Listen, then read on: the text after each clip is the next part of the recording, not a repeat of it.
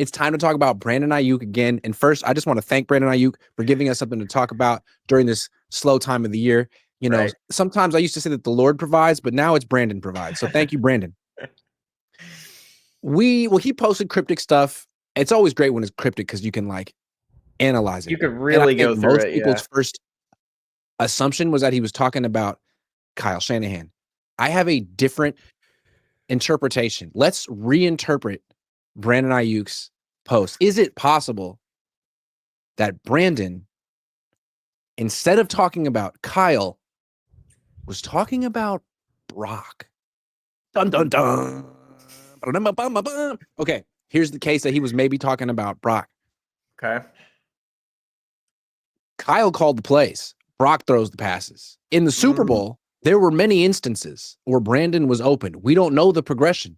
For whatever reason, Brock went to Juwan Jennings instead of Brandon Aiyuk over and over and over again.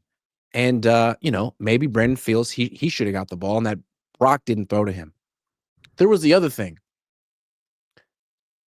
Recently, Brock kept saying, I want to get this contract signed as soon as possible because I don't want, I don't want this to linger on like last year and to be a distraction like last year. It's kind of taking a shot at Brandon Aiyuk. Like, I don't want to be like Brandon over there. Brandon, what he did. Seems like retroactively the team kind of blamed Brandon for their bad season when there was a lot of people who had disappointing seasons. So maybe he feels like Brock didn't support him during that time. The way Joe Burrow, advocated for T. Higgins and That's true. And Jamar Chase and just kind of was silent. And then when it was time for Brock to get paid, he sort of used Aiyuk as an example of what not to do. And then there's the last one where he said, don't forget who got you there. There was that NFC Championship game where it could have went either way. And then Brock threw that one pass, the deep pass down the middle that almost got intercepted. But instead of hitting the DB in the hands, it hit him in the face.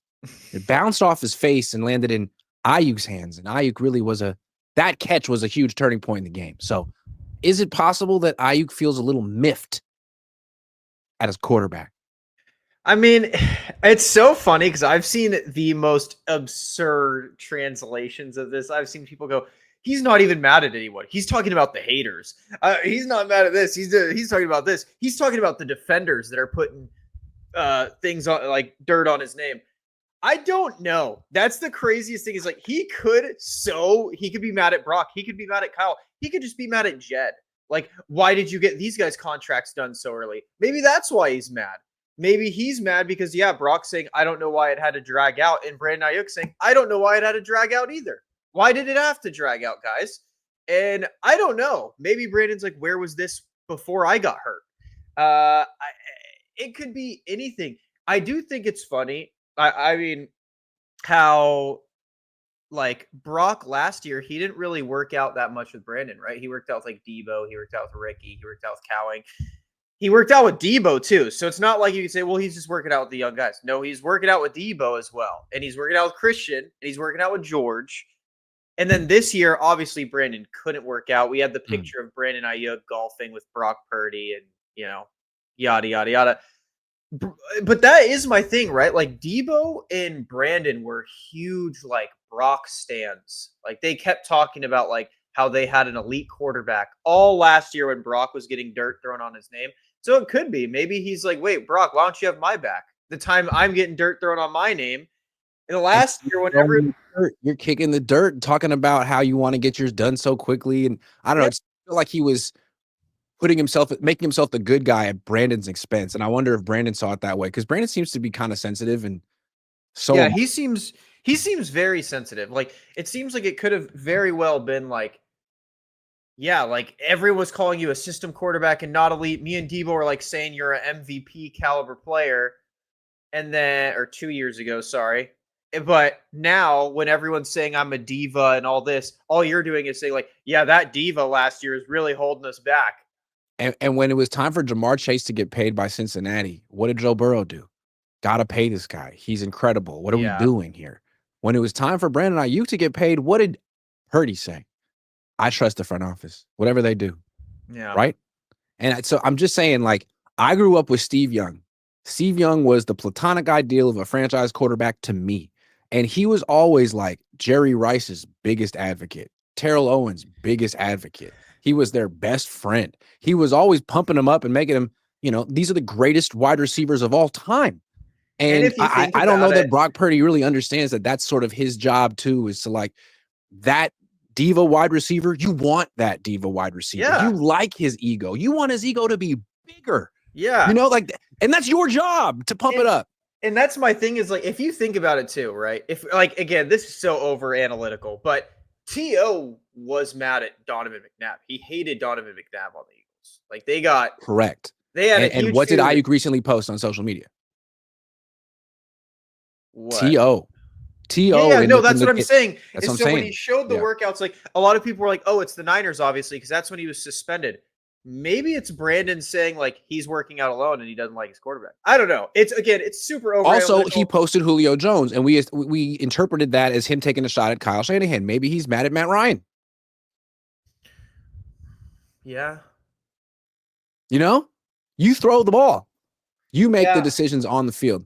Yeah, and I don't know, man. I think my biggest thing with Brandon is I've seen a lot of people talk about like all of a sudden it's been like, oh, Brandon Aiyuk's the most hated Niner. I don't think he's hated. I think everyone's just confused. Like, why are you unhappy? You've literally gotten to He's definitely misunderstood. Like, or yeah, not understood. I don't think he's hated. I think he's like everyone's just confused. Like, bro, you've literally just collected cash. Like, what is there to be mad about? Like, I could understand getting mad about being hurt. Like, if he was like, I'm pissed off because I got hurt and I'm pissed and I want to be on the field. Completely understandable. Like, they're talking about him being a quasi coach and it's frustrating him because he just wants to play. That I understand. Great. Like, I love that. If he's like, I don't like teaching these guys because I'm better than them. Cool. I love when a receiver has an ego like that. You are better than them. Show it. But it seems like he's mad at everyone. Like, he's mad at Brock. He's mad at Kyle. He's mad at the front office. Like, why, though? You went to Kyle. You did not want to go to Pittsburgh. You didn't want to go to Cleveland for more money. You didn't want to go to New England for more money. You went to Kyle and said, hey, please let me stay. And then Kyle went out on a limb and said, keep him. He's willing to sign this deal. So I just don't get where the anger is coming from. Let me try to figure out where the anger is coming from, if we can. I mean, they signed him because they wanted to pair him with Brock Purdy long term, right? Yeah. They were trying to, like, they have this core of players, but they're like 28 through 37. They're trying to create a new core of players for the future. And Brandon and Brock were supposed to be like 1A and 1B in that new core. And it really feels like ever since they signed him to that contract, even though they gave him the deal, they've been sort of phasing him out. Like, even when he came back from week 1 to week 7, he wasn't the number 1 receiver on the team. He wasn't necessarily the number 2 receiver on the team. Like, he was kind of getting phased out then. And now, I mean, I don't know where he fits in the future of this team. Like, he may not. Is he still viewed as a cornerstone foundational player of this team, or is Jawan? Prize Picks will give you $50 when you play your first $5 lineup. Win or lose, you'll get $50 for playing. Use promo code COHN, COHN, and download the app now. And that's where, like, my confusion, like, this whole Aiyuk situation is just confusing for everyone. And that's why I'm like, when people are saying he's hated, like, I don't hate BA. I love BA. No. I still ride for BA. I think he's a dog. I think he should turn off Twitter. But I get why he's confused, because I would be too. The whole reason he wanted the money, even said it prior, during negotiations, the whole reason he wanted a lot of money was so they were forced to target him, because he wanted targets. That was his thing. I want the ball. I know I'm good enough to change the game. And yes, he had a lot of drops. So his target numbers, he had some drops at the start of the season, whatever. But like, that's where my confusion is I thought this offseason was going great. Brandon Aiyuk is rumored to be on track somehow for week 1, which, again, I don't believe that for a second. But like, I thought this offseason was going great. Brandon Aiyuk, Juwan Jennings, Juwan's coming into his own. Ricky's coming into his own. Jordan Watkins, who we'll talk about later, is coming into his own. So like, Brandon can kind of do what he's best at. And I thought this offseason was all sunshine and rainbows. And then Brandon Aiyuk comes out with like these cryptic TO posts and like, don't forget who got you there. And like, he's commenting even on YouTube, like, don't believe everything you see or you're being told. It's like, what? Just say it. Like, at least that's what I respected about To. He at least just said it. I hate cryptic. At least To said it. Oh yeah, Donovan McNabb was fat and gassed out in the Super Bowl. Oh yeah, like I'm working out here because I'm suspended for no reason. Like at least he said it. I hate, but isn't it? It's easy to like blame to not take Aiyuk seriously because he's not expressing himself directly. But at the same time, you could say like, man, why is this an issue? Like, yeah. who let this become an issue? Like, you guys signed this guy. Clearly, what Brandon wants is to feel like he's Heard. special. Yeah, To exactly. feel special. Like he wants got the contract. That was supposed to be part of it. But you made Debo feel special for a long time. You made Christian feel special for a long time. There's a select group of players on this team that play by a different set of rules and are treated differently. And that's just how it's been, how it is. Trent Williams, Nick Bosa, he just wanted to feel like he was in that group for better or worse. I don't think that group should exist, but it does on this team. And so that's why the shorts thing was a thing. It's like, really? You're going to talk to me about shorts? That's what you talk to freaking Dominic Pooney about or Ricky Pearsall. Like, I'm Brandon Aiyuk. Like, I'm supposed to be above all that. Can't you just leave me the fuck alone? But no, you can't, because he's never really been in that special tier of players. It seems to me that you need to make him feel like he's special. Yeah. And he doesn't feel like he's special. So once again, you got two choices. Let him go or make him feel like he's special. What are you paying him for? That's my thing, down right? A peg? Yeah, that's my thing, right? It's like a lot of coaching is personality management. You know, I've coaches in my family. I've coached before. It's personality management. That's all it is. It obviously is at the NFL level. It's game planning. It's all that other stuff. But at the core, it is personality management. That's why Andy Reid is so good at it, is because he knows how to manage a Patrick Mahomes, who is I just want to study all day, every day. But he also knows how to manage a Travis Kelce, who is, I don't want to hit weights. I don't like weightlifting. I kind of just want to, I don't even want to run routes. I just kind of want to find an open space. And Andy Reid can go, great, awesome. I can work with that. I also think that's what Saleh does great. I'm not real, like Huff. Perfect example is Huff. I'm not really, I can really work in this way. I could really work in the wide nine where I'm just able to just head smash at the quarterback as much as I possibly can. Robert Saleh's like, awesome. I love you for that, and I can work with you for that. Same with Greenlaw, Fred. That's why everybody loves Saleh.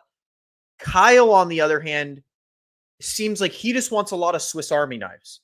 Debo, because you can do whatever I tell you. Christian, because you can do whatever I tell you. Juice, because you'll do whatever I tell you. George, Brandon will do it, but he wants to be appreciated for it.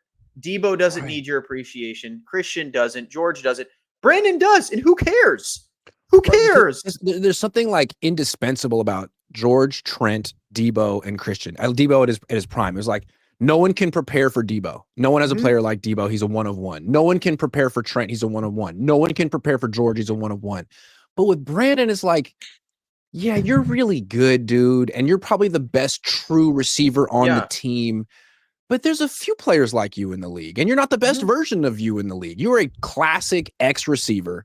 And like, you're like Devontae Adams in his prime, but not quite as good. Like, you're a tier 2 X, which is worth $30 million a year. Yeah. But they've always kind of been like, yeah, Brandon, we'll give you your money and we'll give you your targets, but you're replaceable. Like Jawan Jennings can do 85% of what you do. You know what I mean? And I don't think that's really been the best way to go about business with him. And that's why, like, I've been even on Twitter, like, I don't get why he's complaining, because if I was him, I mean, he's just a competitor too. Like, that's what everyone says about Brandon. He likes to compete. He likes to win. That's why he's such a good blocker, because he just likes to win. And so I think that's why, like, because if I was him, I'd be like, all right, fine, don't use me. I'll sit out there for 2 targets a game and chill and collect my paycheck. But he doesn't want to do that. Like, he's just not that kind of competitor. He's just like, if I'm out there and you paid me this money, throw me the ball 10 times a game. I don't care. Throw me it 10 times a game. I want it 10 times a game. And it seems like they like held a grudge against Brandon for signing him to the deal that they wanted to sign him to. And I don't know who's holding the grudge, but someone, Brock, Kyle, even both, take him to dinner, stroke his ego a little bit, kiss his ass a bit. Like, Brandon, we can't wait for you to come back, man. Like, it's going to be so great having one of the best route runners in the game be back on our field. Let's bring this back to the beginning. What if my theory is correct and it's about Brock? What if Brock needs to take Brandon out to That's dinner? what I'm saying. That's why I said both. Take him out Brock. to dinner. But yeah, Brock, Kyle, both of you, and cover the bill and just be like, yo, bro, we are so excited to have you back, man. Like, we don't know why you're upset, but what can we do? Like, what can we do to make you feel like the cornerstone piece you are? Literally just stroke his ego. Brandon should be Brock's best friend on the team. Yes, I agree. It shouldn't be Ricky. A smart quarter. That's how Steve Young would approach it. Brandon is mercurial and a little up and down and moody. Guess what? We just became best friends. Dude, he loves me. You know Look what I mean? What Tom Brady did to Antonio Brown. Not saying BA is AB. Not at all. He's not that level. But same thing. But that's the same approach that Tom Brady took with Antonio Brown. He's a little manic, but guess what? He needs the attention that Edelman doesn't. BA needs the attention Juwan doesn't. Juwan's, I don't care, bro. I'm gonna get mine regardless. Yeah. BA is coddle me a little bit. He's a first-round pick, yes. Yeah, coddle me. Yeah. I have been the best player everywhere I've been, and I still think I am now. He had no issue saying he was the best receiver on the team, even when Debo was here. He had no problem saying it because he truly believes it. Yep. Let him feel like it then. I want that's on you, Brand. That's on you, Brock. Like you got to work on this relationship, Debo. Brock. This part of being a franchise quarterback. We celebrated Debo for going up to Kyle and saying, give me the ball. Let me score. But now Brandon's chastised for it, saying, I want it. Like, I don't get And he's not even really saying it. He's being very cryptic because he knows people really aren't on his side. But again, if I were Brock Purdy and I saw my number one receiver being upset on social media, I'd be like, dude, we're going to Topgolf. We're whatever we're gonna do. We're gonna go shoot guns. We're gonna go ride ATVs. We're gonna go have a good time and be friends. I'm like, bro, I need you. Come over. Let's kick it. Let's get it going. I want you to know I'm here for your recovery. I feel like if I were Brandon, I'd feel like, look, dude, you just got $53 million a year. You wouldn't have got that without me. I got you paid. Okay. I was doing this before you got here. I was working with Jimmy freaking Garoppolo. I got you. A lot of people got you paid. Don't you freaking big time me. I mean, the year that they are basing his contract off of, who is his best target? Brandon. Get started at factormeals.com/Cohn50off and use code Cohn50off to get 50% off plus free shipping on your first box. That was his by far. And again, so much of his allure and his aura is that he went to the Super Bowl. Well, they don't go to the Super Bowl without Brandon Aiyuk making that ridiculous, phenomenal catch that hit the dude in the face. Kendall Vilder. That's my thing, man. It's like, if he has an ego, like Niners fans are being weird about it. Bro, we had Jerry Rice, who had a massive ego. We had Terrell Owens, who had a massive Michael ego. Crabtree, Anquan Boldin. That is just what a receiver is. Receivers and corners have massive egos. Yeah. If you don't like that, then you don't like receivers. Because I promise you, Jamar Chase, brother, he was holding out for 2 off seasons. Yeah. Like Justin Jefferson, he literally said, trade me if you're not going to pay me.